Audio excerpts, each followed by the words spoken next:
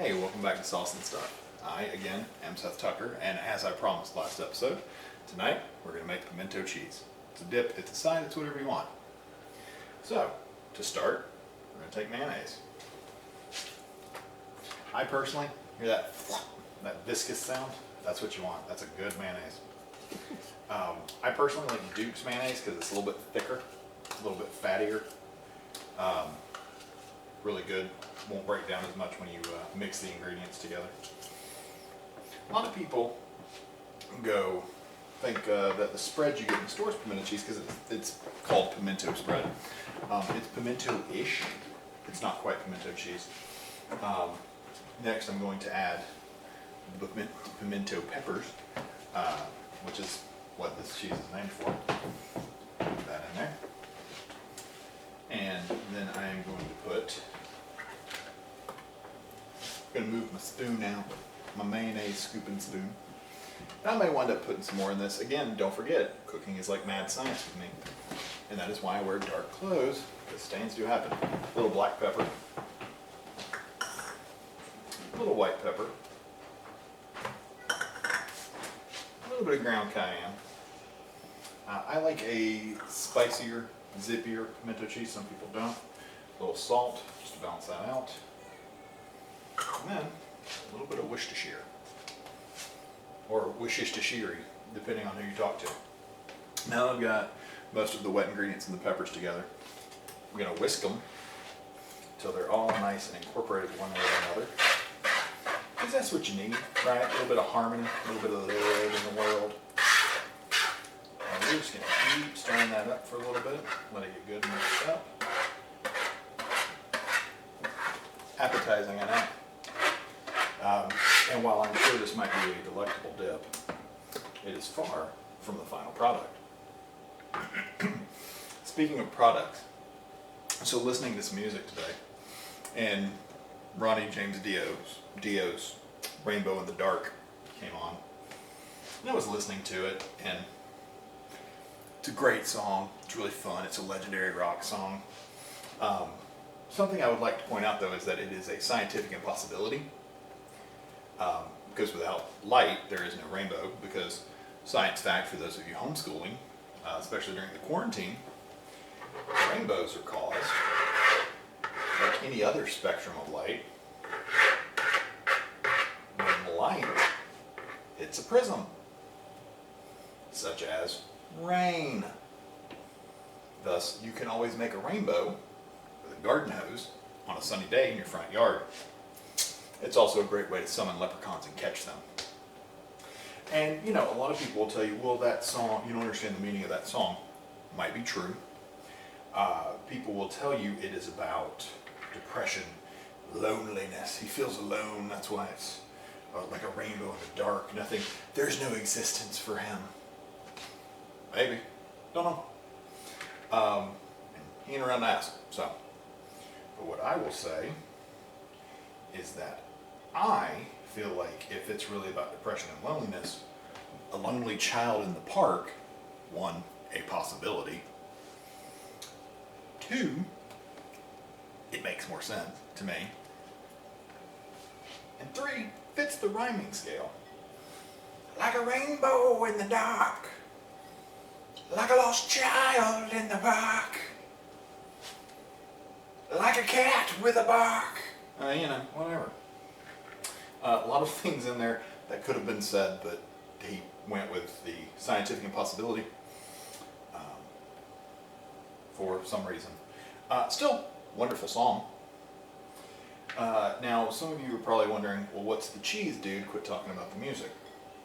I actually use a pound of cheese, 8 ounces of shredded sharp cheddar, and then a shredded Mexican blend is what it's labeled on the store, and it's quesadilla cheese, Monterey Jack, and a little bit of Colby mixed in. And now that I've got all that in here, what you want to do is just take a spatula, start folding it in, working it together, really getting some moisture in that. Now this may look a little dry when it's done. Again, if I think it's that way, I'm going to throw in some more mayonnaise, fatten it up a little bit more. And another song that bothers me, always has, again, great song. We built this city. We built this city on rock and roll. One, what kind of coding do you have? Because I can just see it now. Oh, the first house fell. Well, I wonder why these buildings keep falling. Well, what's the foundation? Oh, air. Really, it's not even air. It is the vibration of air, which can't be stable.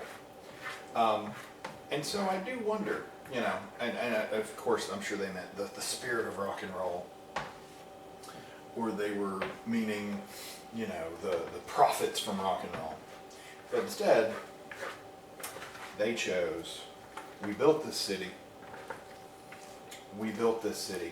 on rock and roll. And the city fell down because we used improper building materials. And somehow, some way, someone approved that for code for a building, which is even more fascinating.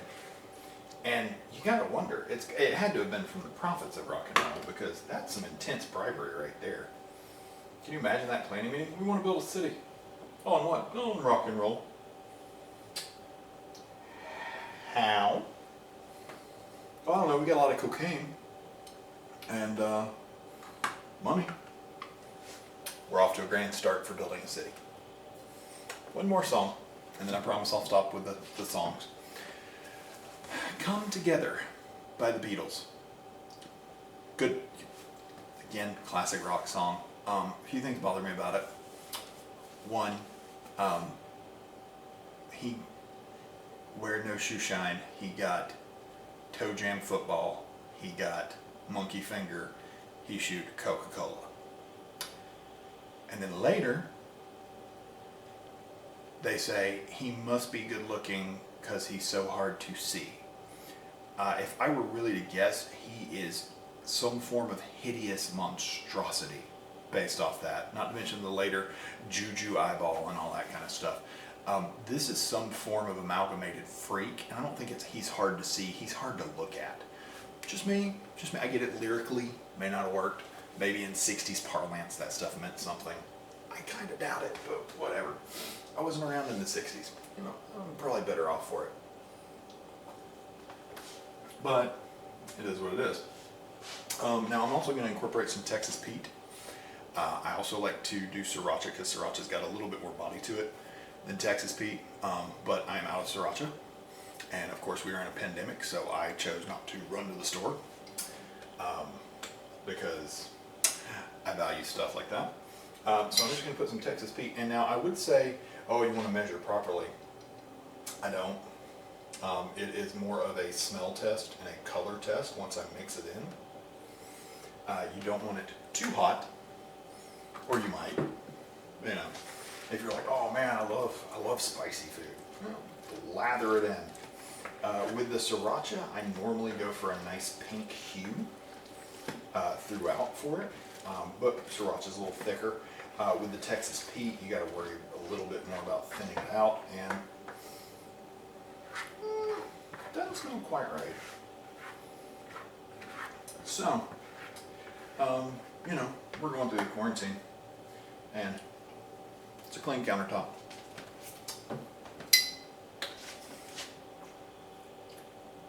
There's a lot of kids in the area in which I live. A lot of parents probably going insane. I'm fortunate my kid's not school age yet, so we're used to having her here to drive us a little bit mad or to make us laugh randomly. Depends on the mood and what she does, right? Oh, she didn't sleep last night. Well, that's tragic, because that means we didn't sleep last night. And it means she's going to be cranky. Mama's going to be cranky. I'm going to be cranky. But all in all, it's been pretty fun. But I will say this for some of the kids up in here. I don't know how they're not dead.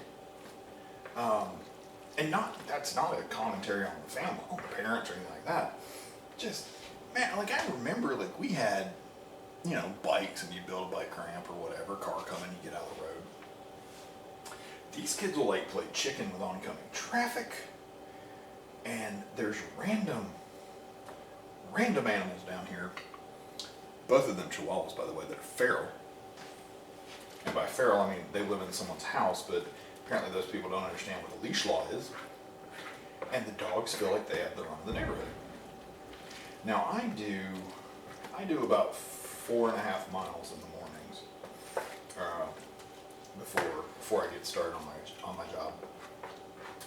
And they're inside, so it's cool. Initially, when I started the work from home, I was doing it at lunch, and they would chase me. This is a Chihuahua, something roughly footballish shaped, chasing after me at 6'3" and 260, 270. Not the brightest dogs, but then they're also like nipping at these kids on these tricycles. And these are the same daredevils who were like, oh, it's an SUV. I bet it'll blink first. And I'm like, okay, first of all, this makes no sense to me. Like, just preservation in and of itself. SUV is the largest. The smaller creatures should flee the SUV. They don't. The SUV stops while the little creatures go on. And then the smaller creature, the smallest creature of the trio, is going after the medium-sized creature.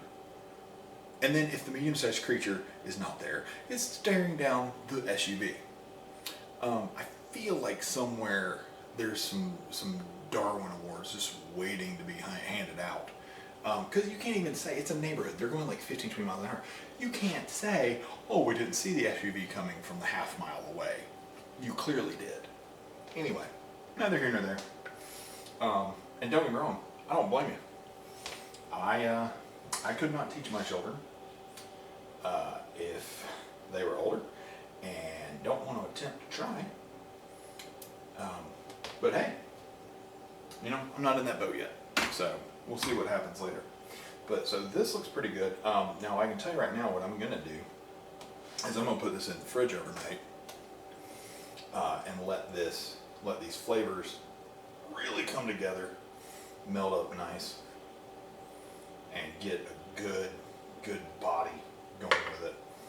And you'll really know the difference as this stuff fills up. But that is our pimento cheese on a cracker. Again, this is great for pulled pork sandwiches.